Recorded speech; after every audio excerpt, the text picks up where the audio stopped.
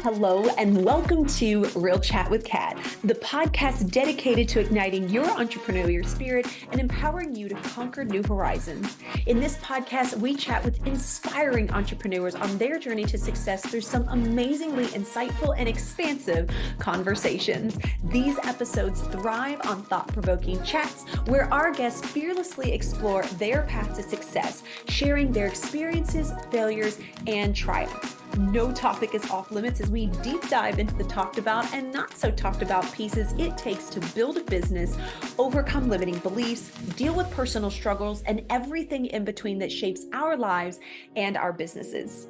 I'm your host, Kat Polsinelli, creator and founder at The Lotus Effect, where we believe that success is not just about strategies and tactics, it's about cultivating a powerful mindset and creating customized business operations that align with you and your true purpose. Whether it's mastering time management, improving productivity, enhancing leadership skills, or simply fostering a growth-oriented mindset, we'll provide you with the tools and strategies to flourish in both your business and personal life. I'm so excited to have you join us today in this episode, so get ready to feel empowered and inspired as we learn together and from one another on how to rise above challenges, break through limitations, and unlock our full potential. Let's dive in. Hello, and today, welcome, Miss Sarah Quinn. I'm so excited to have you here and talk about all the things with you. So if you wouldn't mind, please give us a little bit of a background and some information about who you are and kind of what it is that you do, and then what kind of led you into to that.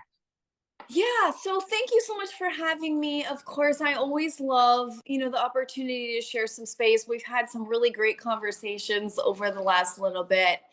My name is Sarah Quinn, as you mentioned. I am the founder of 7 different companies. I've been in business for 17 years now. So just a few years. Congratulations. Thank you. My primary skills are in sales and marketing, and so a lot of the different companies that I have stemmed from that. My big focus right now this year, kind of winding down this year and coming into 2023, is our company Market Source VAs.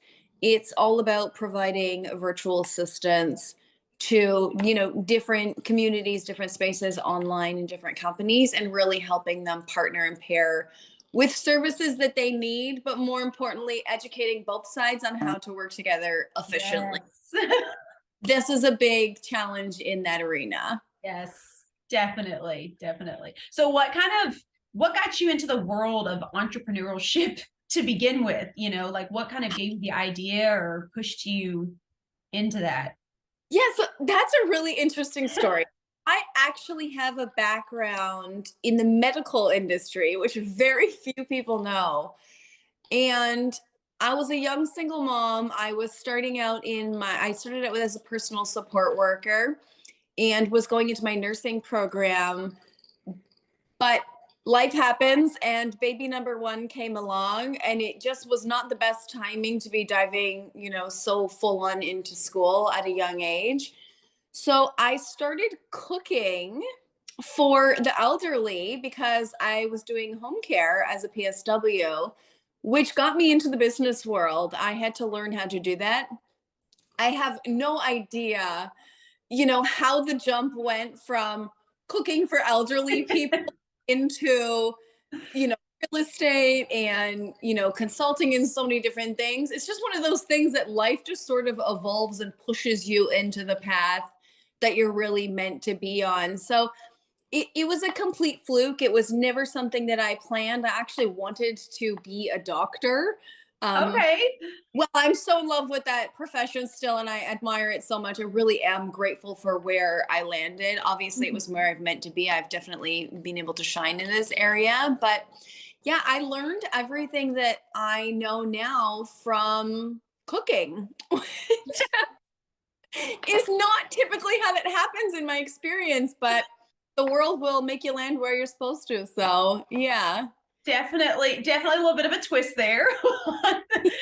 I love that, especially with, I have a medical background as well. I did medical administration for a long time, and I loved it. But same thing, being a single mom, like needing to evolve and be able to be there for your kids. And unfortunately, in the medical profession, and I love everyone that's a part of that, it is very hard to find time to do anything else, right? So yeah, so I understand that completely. Okay, so since we're on the topic of your VA company, give me a little bit of a breakdown of like what you do, because I know you generalize that we were talking, but I love the concept that you have behind this. So you got to give us a little bit of an insight. Oh. So something really interesting happens when you build multiple businesses, but also when everything that you do is really focused around sales and marketing. And in my opinion, it doesn't matter what industry you're in, you need to have these two core foundations set in stone in order to build any kind of profitable business. If you don't, we all know that one does not work without the other. Mhm. And as I was working with companies and consulting for them, I was noticing that there are a lot of challenges with solopreneurs and building teams because, of course, you're not making money Yeah. because you don't have the foundation in place. You don't have, excuse me, money for staffing, or people will hire staff, spend money on them, but because the foundation's not in place, the results that they're looking for just don't happen. Yeah. So I ended up introducing virtual assistants very heavily into my consulting agency and bringing them in with clients.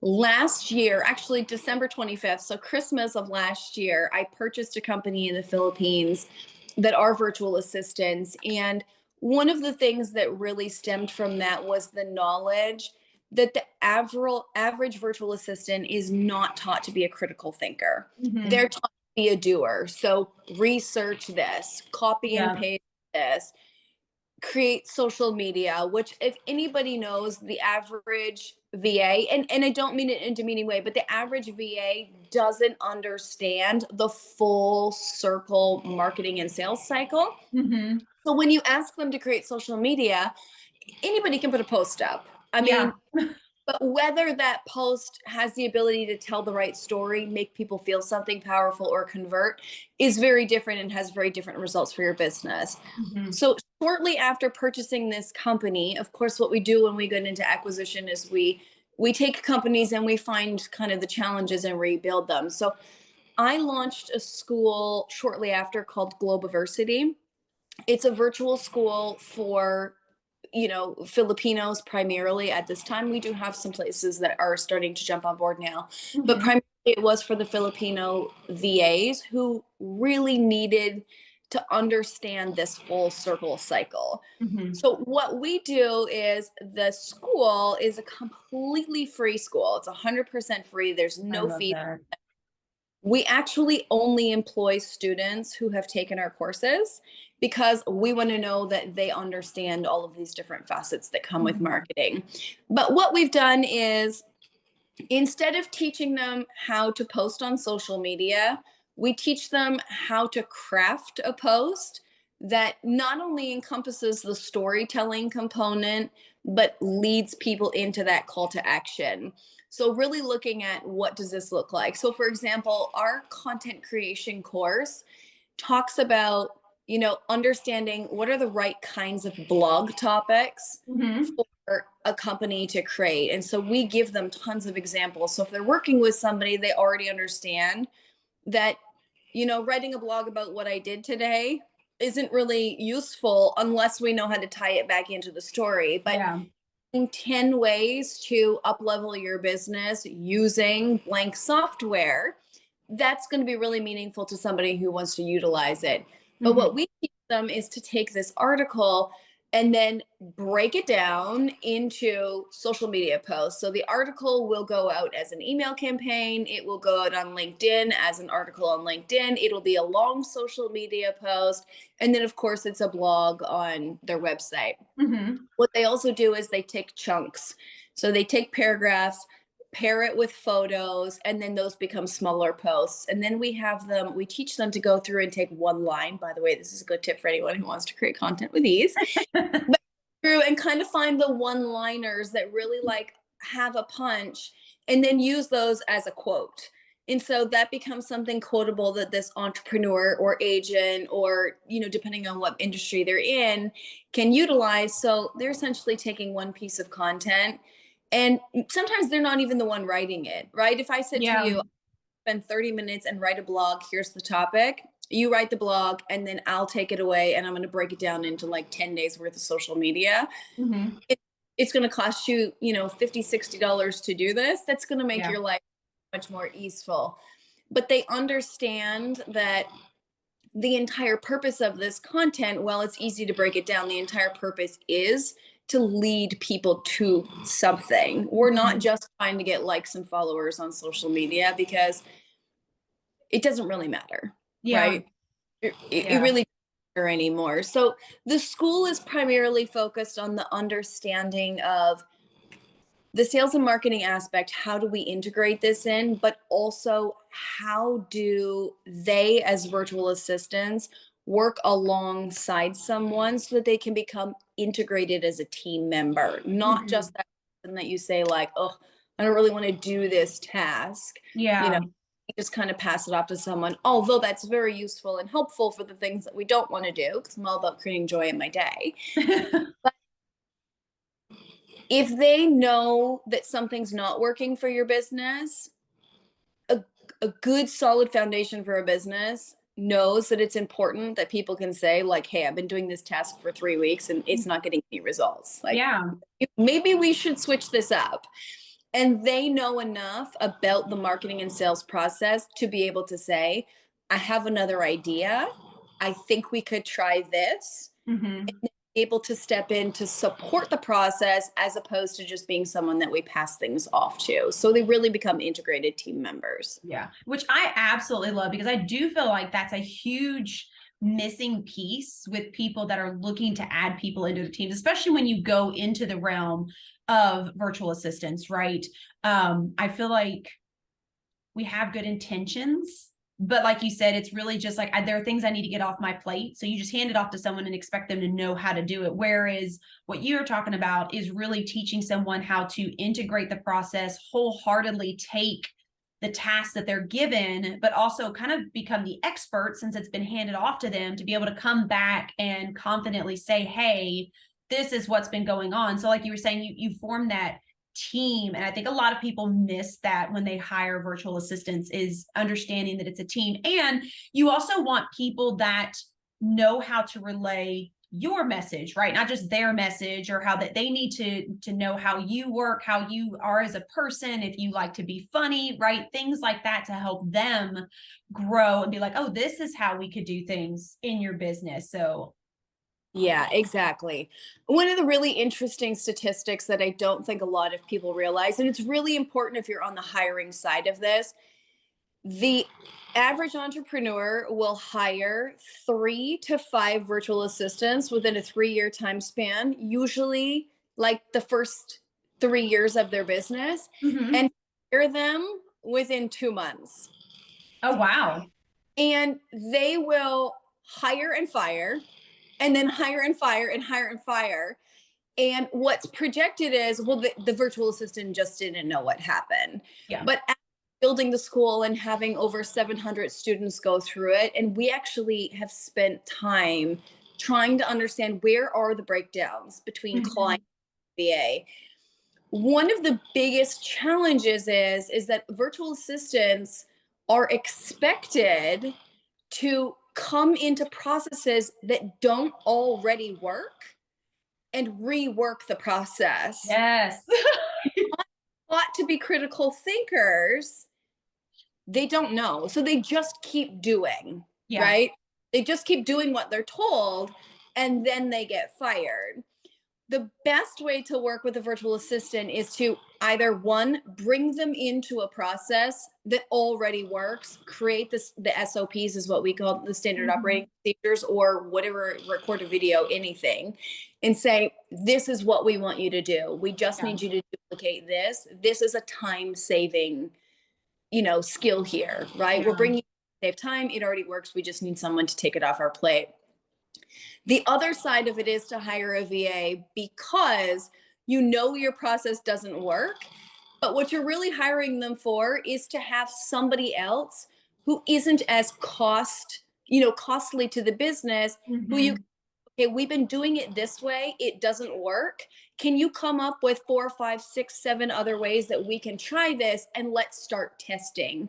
Because we need to find a better way to do it, and let them come up with different ways to try it, or give them those ways, have them do it until you find a way that works. But it's like anybody. You don't hire someone to do a job that already doesn't work and Yeah. expect to fix it, unless they're actually like a consult, like you would hire a mechanic to fix a broken machine, because that is specific. But you wouldn't hire a sales rep who sells the machine to try to fix it. Like, you just, makes sense, right? It's Yeah. money and time on both ends. And it really has given virtual assistants a bad reputation. Yeah. It's it's meant that people say, well, I'm not going to pay you a lot, because it's not really worth it, because you're probably not going to do a good job anyways. Where the responsibility really relies on the person who's hiring, just like in any other industry, to have the processes and procedures in place before you train your staff. Yeah. You wouldn't hire somebody on an $80,000 salary without a job description and a training program. You just wouldn't do it. So Yeah. even if you're paying $3, $5, $10 an hour for a VA, you need to have the same things in place, right? To Yeah. protect your business. 100%. Like, I hope everybody listens to that twice. Yeah, it really is important, because we bring people in to help. And the biggest thing that I hear entrepreneurs say is, well, I had to keep telling them what to do. Yeah. Of course you did. It's your That's business. that's what training is. I think I had to train them. Uh, you can hire a genie who knows all things, and that, like, you're hiring the wrong person here, right? And so, Yep.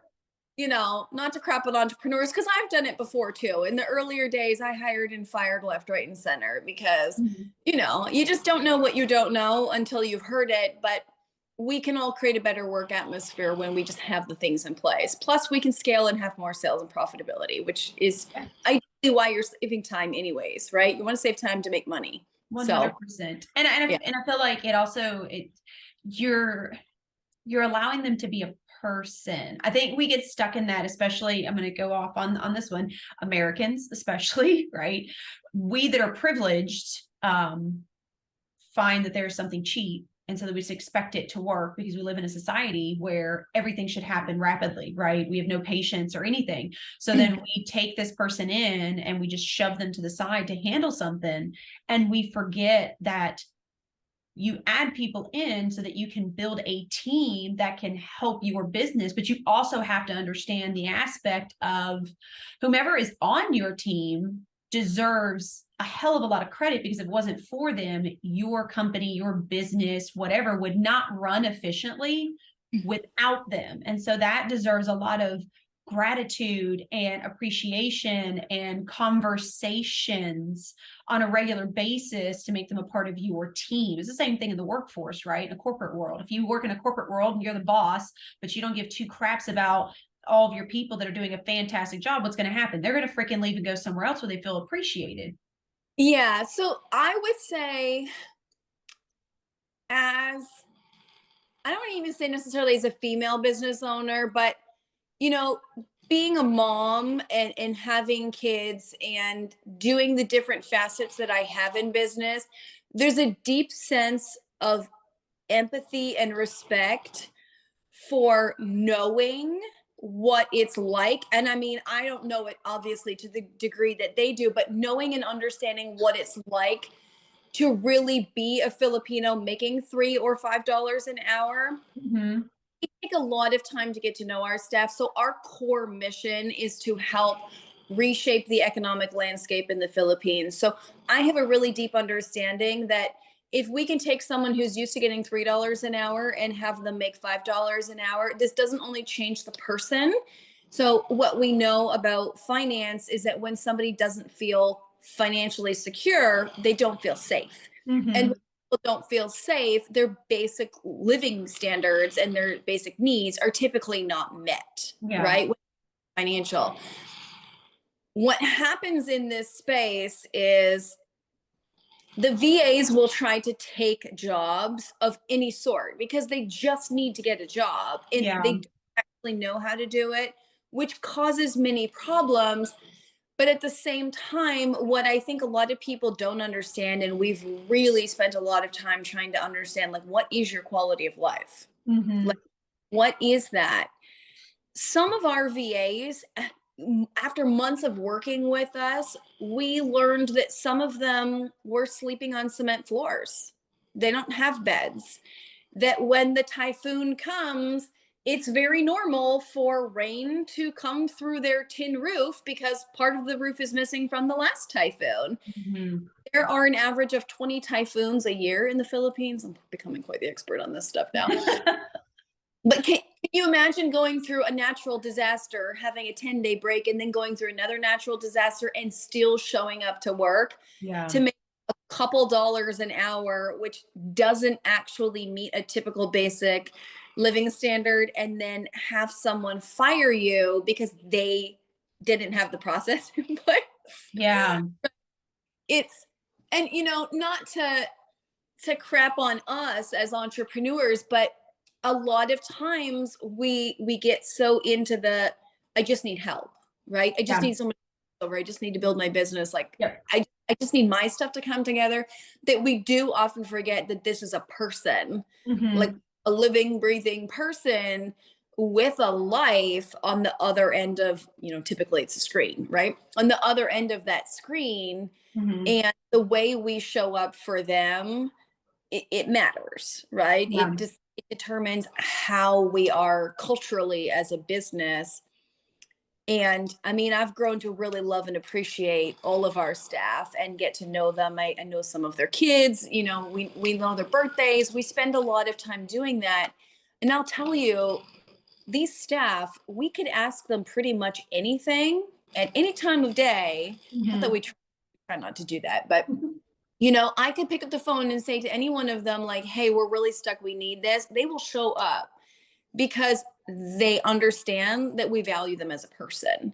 And I Mm-hmm. think what really has made our company different, the education combined with the culture behind the scenes has made the work environment so great. But also on the flip side, as a business owner working with us, you have a Canadian and an American, so we are completely fluent, right? In it, Mm-hmm. both the myself as the owner and our business manager are fluent in sales and marketing from various different facets. Our team leader has been trained on how to create standard operating procedures, and she is the one that actually communicates instead of communicating with the VA. So the person who creates the processes for you Mm-hmm. is the communicator, and she has done the work before she teaches the VA, which Yeah. makes it a lot easier on the entrepreneur because you're not kind of getting all those questions of like, okay, right? There's a Yeah. whole team of people backing you, which I have found to be a lot easier. And a lot of our clients say, like, this is so much easier than just hiring a VA Yeah. because you have other people who understand the business world from a different perspective. We only know what we know. Mm-hmm.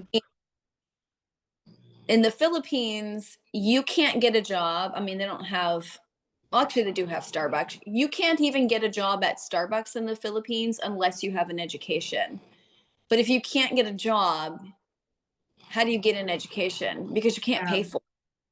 So it's just kind of this like vicious cycle of understanding that for some of these people, we are their first opportunity to change their life. Yeah. When we recognize that and show up that way, they will show up accordingly Mm-hmm. because they understand that this is an opportunity that they don't have in their own backyard where they Yeah. live. They can't just go get a job like you or I. I could go apply at a Starbucks right now. God, heaven forbid. I mean, I don't drink coffee. If you ever see me behind a Starbucks counter, run. I hope that never happens because I feel really proud of what I've built. But just run. Anyway, yeah. So I did go off a little tangent there, but I do think it's really important that we understand both sides of it. How do we show up?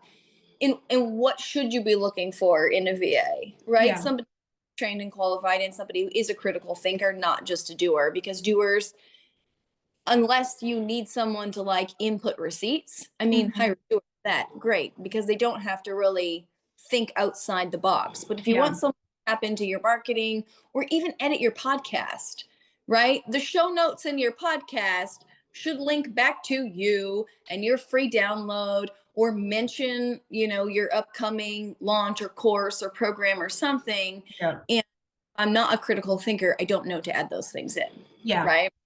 Yeah. So really just 100%. that. I love that. And I love that you've looked at this way to really integrate both sides, but also give them an opportunity to learn at an even higher level than what they may have before. Because I've worked with several, and let me tell you, they are the most hardworking people I have ever met. Like really and sincerely, right? Like they will show up through anything, like you were saying. I mean, I know one that, bless his heart, was working with a friend of mine, and he did like a lot of their social media and back end stuff, and they got hit. And so he was without power and stuff for a few days, and the computer was shot. So all he had was a laptop sitting on top of like a little mini fridge. And he's still working. And I was like, what are you doing? Yeah, Like, I just there's a typhoon. Could you just make sure you're safe? And what one of my VAs actually just said the other day, she said, it's flooding here again. And I just thought, like, I literally said, can I just like fly there, get you and bring you back here? Because but she said, no, I traveled 6 hours to someone's house so I can use their electricity. I said, you could have taken the day off. Like, it's okay. gosh. They truly, truly are hard workers. And I think when we as business owners or whatever facet, whatever player we are in the business, I Mhm. when we know how to kind of show up and play full out, we mirror that into our teams, whether it's a virtual assistant or HR or something, right? Yeah. When we show up fully and we show up also with compassion and humanity, we create that culture in our business. Mhm. Truly does create a better work environment. And what I've noticed is we have VAs that aren't even assigned to do lead generation for our company. And they're bringing in clients left, right, and center. They're like, oh, I had like an extra hour in my day today, so I thought I'd just do some outreach. We don't even have to ask anymore, right? Is there Mhm. somebody who's available this week? Because they want to, Yeah. right? They want to be part of something bigger than what they've known, which Yeah. I think is important. Yeah, I think, and to be honest, that's the best kind of employee you could have, right? Is someone that enjoys who you are as a person and appreciates what you've done for them. So therefore, they want to pour back into what you do. It's the way I wish most businesses ran, corporates and whatever, with what we have now. Can I? Can you give us a little bit? Because I feel like from an overview, right? Like I've heard people talk about, oh, well, they don't, making this much money is actually normal for them. And, that their stuff doesn't cost what we do, or whatever the case may be. And why I understand that they have a lower cost of living per se, and that's why we are able to benefit from not paying them 15, 20, 25 an hour in a starting out position. Since you have some insight with what it looks like in their culture, can you give us a little bit more of a dive into, what their culture is and things like that kind of surround? So I'll just give a really good example of a true story of one of our VAs. So one of our team members, her name is Rochelle. She's married and she has a little girl. And when she started working with us, she was pregnant. And we pay her $200 a week. She's an internal team member for us. We pay her $200 a week, which is far higher than what they're known to make. Mm-hmm. And to understand their standard of living, I can tell you she doesn't have windows on her home. Like it's just an open square. She actually lives in an old fishing shop that was turned into a house. So there is no kitchen, like real kitchen. There was just a toilet kind of added into the living room. It's not the standard of living that we would want. So while we can look at this and say, okay, the cost of living there is less, we also need to understand that the standard of living, their high standard of living, is our lowest standard of living. Mm. So when I can pay you a very low amount of money, for Rochelle to make $200 a week was a huge change. Mm-hmm. Like, that's huge for them. But they're so far behind in having their basic needs met that at $200 in our head, because I actually said this in my own ignorance, she had asked for a pay advance twice in a row. And I said, like, what were you doing before? Mm-hmm. You didn't have money before. Help me understand, like, what were you doing before? Because if you didn't have this job, you didn't have money and you must have been fine. Except that what we don't realize is she's pregnant with a baby. She has absolutely nothing. No diapers, no like baby bathtub, no clothes, no money for the hospital stay, no cell phone to even call her husband if she goes into labor. And this is very, very, very, very common there. That even though we pay them in our mind, I mean, and it's great, right? I love it too. I love that I can do that. We pay them higher above their standard of living because that's just part of our mission and culture in our company. But also understanding that while I think that paying somebody $5 or $10 an hour is a lot of money because it costs less for them to live, if I understood that that person went through 20 typhoons and I've never gone through one, and what would it cost me to repair my house 20 times in 1 year? Yeah. I would understand this on a different level. If I understood that the average family has a bed for their kids and a mattress on the floor for the adult, I would look at this very, very differently. Mm-hmm. One of the staff was telling us this morning that her two younger siblings, the dad works a full-time job, mom stays home with the baby, and the dad actually takes the motorbike because that's what their common transportation is. They don't have a car where they can fit all three in. He Yeah. takes the motorbike 1 hour to school to drop one kid off and then back, and then 1 hour there and back and there and back, and then goes to work and does it again. Well, the three kids stay late at school, sitting outside the school because this is their only mode of transportation, but this is their standard living there. And Wow. for them, and it's easy for us to say, this is just normal. My grandma always used to say to me, like, Sarah, normal's just a setting on the dryer. And why would you ever want to be a button on a dryer? Like, don't ever strive for normal. So I understand that on a deeper level now. Like, what is normal for them? Just because it's normal, it doesn't mean it's good. Yeah. Just because they're used to it doesn't mean it's acceptable. If we, a child in a home next door in America, and we knew that that child was sleeping on a dirty mattress on the floor, or that the parents didn't even have a bed, we'd probably be trying to help them. I mean, at least I would hope we are. Yeah. We wouldn't think that's acceptable. We certainly wouldn't say, here, let me give you $3, because Yeah. that would just be demeaning to them. And it's not that I'm saying you should go pay them $25 an hour because, that's not what I'm saying. But I think just understanding Mm-hmm. that you're not actually paying them a lot of money. Yeah. Like, $5 is not a lot of money. It's just helping them get a little bit caught up from what they already didn't have. Yeah. Right?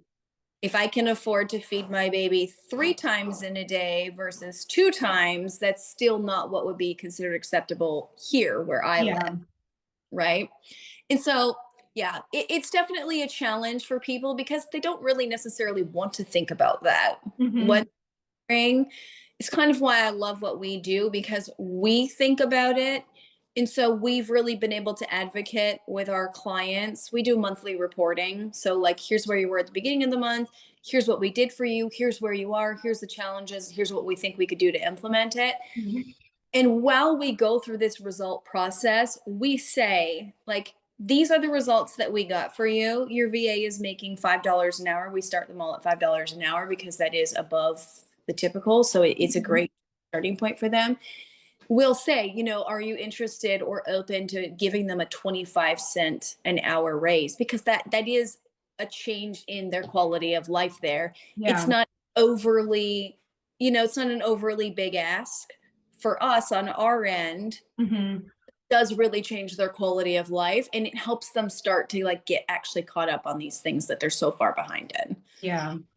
Yeah. No, I appreciate that. Thank you so much. Because I really do feel like, a lot of us think we know, right? Or we Google, right? And try to figure it out. But it's very different when you actually have a conversation with Yeah. them to really figure out like what makes sense for them. Like, for instance, I talked with a company that is a big, huge company that does VAs and you can only hire them for 40 hours a week. And she gave me this huge spill about like, oh, we give them time off and they get paid vacations and blah blah blah blah and all these things that we as Americans are like, oh my god, that's amazing. But when I actually talked with a small VA company, it's a husband and wife that runs it, and I was having a conversation with them. I asked them, I was like, is that a big thing for you? And she was like, honestly, no, like we would rather have the money and we would rather work than to have those other options. And I was like, really? Like, because here, like we would lose our shit. We would lose our shit if we'd have paid vacations or sick leave or days that we could take off without getting in trouble if we weren't getting paid. And it was interesting to have that conversation to really get the insight of how different the culture is compared Yes. to ours. And it's not that it was bad. I'm sure the company had great intentions, right? It's just it's our ignorance, honestly, right? And it's not having that conversation with people in different areas and in different cultures and wholeheartedly understanding what is actually best for them based on their standards versus what's good for us because it's our standards. Exactly. And that's a hard thing, I think, oftentimes, especially for solopreneurs, right? Yeah. You're wearing so many hats. And again, and it's not an intentional ignorance, but we're so worried about our own stuff, right? If you're Yeah. building a business that's not necessarily the business that you kind of thought it would be when you started because it's not making what you thought it would make, it's very easy to overlook those Mhm. things because my first priority is to make sure I'm okay, Yeah. right? And so I think oftentimes we can get wrapped up in that, but I truly believe that when we build businesses, I have a program called Profitable Ecosystems. And when we build businesses that are focused on profit and impact, then, they say the money just flows, and it really does. When we're Mhm. of like, are we building this profitably, but are we also building this with impact, not just for me, for the people I work with, for the people that they interact with, for the clients or the buyers, depending on what your industry is. Yeah. It really reshapes that space, and the money just flows so much easier. Yeah. It's People want to show up for businesses that have that human component. It's Mhm. a lot easier to get on board with something that we know and understand and that we can personally feel and relate to, because Yeah. we've all had financial struggles. I don't care who you are, you've had them, and if you haven't had them, somebody in your family's had them or your parents have had them. Yeah. So we all know what it's like to be in that space of like desperation and I just need this to work. It's Mhm. their end, Yeah. right? In the same boat as you, let them row with you, right? Like, Yeah. do this together and everybody wins at the end of the day. Yeah.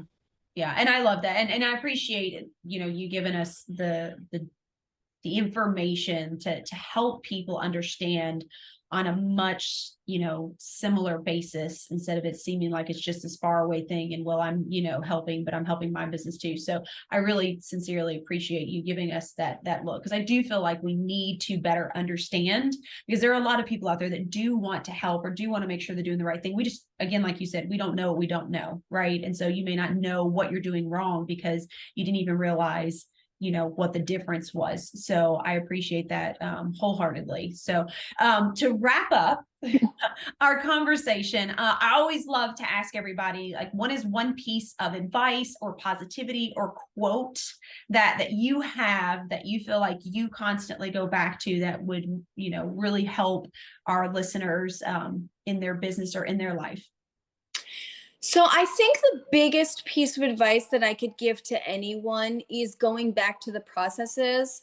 If the process doesn't work, you need to fix the process. If the foundation of the business isn't sturdy, you won't have a business. And Mhm. I actually was on a podcast smack dab like first few months of COVID, when everything was closing down, and they Mhm. actually aired my podcast episode because I said, well, you know, I feel for the businesses that are closing down right now, but it's only been 3 months into COVID.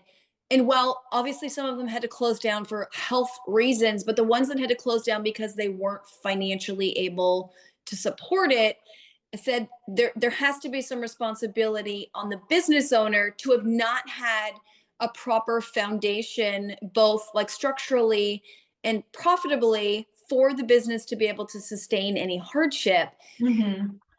They really didn't like that because obviously I get the timing is poor to say that, because I understand and sympathize how difficult COVID was and how many businesses struggled, but Yeah. it remains the same. Your business foundation, if it's not strong, it won't be able to survive any of these kinds of things, whether it's COVID or even just a month of crappy sales. Yeah. You have to go back to that and have that strong for yourself. And if you don't know how to do that, that's when you want to bring on a coach. People always say, like, Yeah. I'm going to coach because I don't have sales. And I'm like, please, like, take a look at your foundation first Mhm. and then get into the space. And once you have that, then you bring on the team, Yeah. right?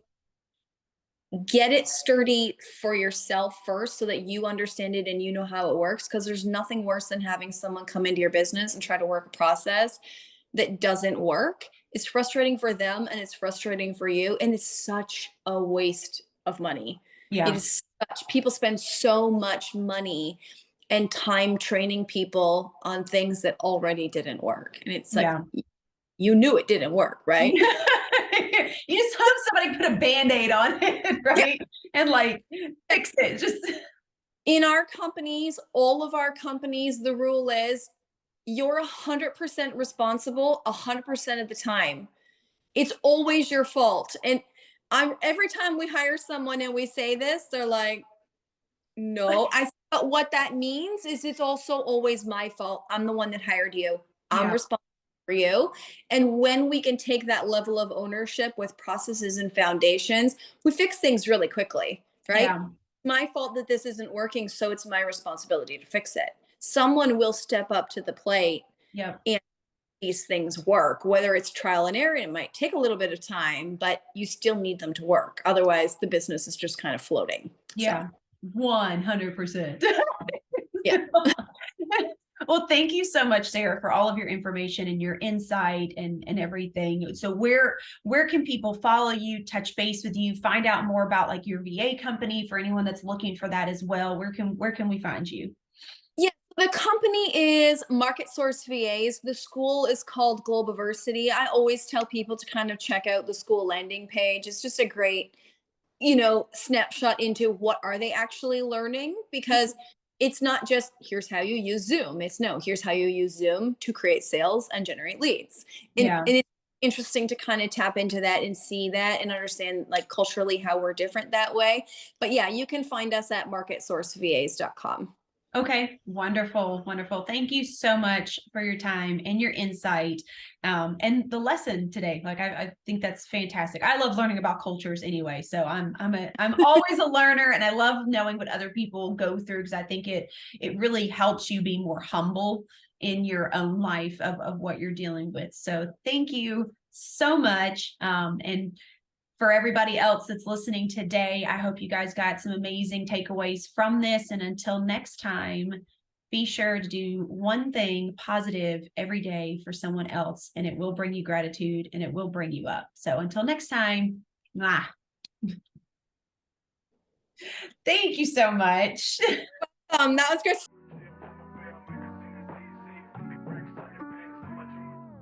Hello again, and thank you so much for being a part of the podcast today. If you've enjoyed this episode and it brought tons of value, we ask that you please share, like, and subscribe. Your support means the world to us and helps us to reach even more inspiring entrepreneurs who can benefit from these powerful conversations.